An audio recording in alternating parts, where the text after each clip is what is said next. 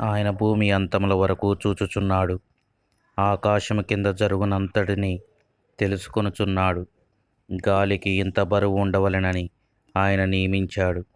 వర్షమునకు కట్టడ నియమించి ఉరుముతో కూడిన మెరుపునకు మార్గము సిద్ధపరిచి దానిని స్థాపన చేసి దానిని పరిశోధించెను.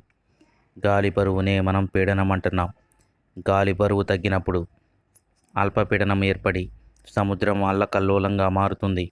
నీరు వడివడిగా ఆవిరై మేఘాలుగా మారతాయి. గాలి బరువును నియంత్రించువాడు దేవుడే.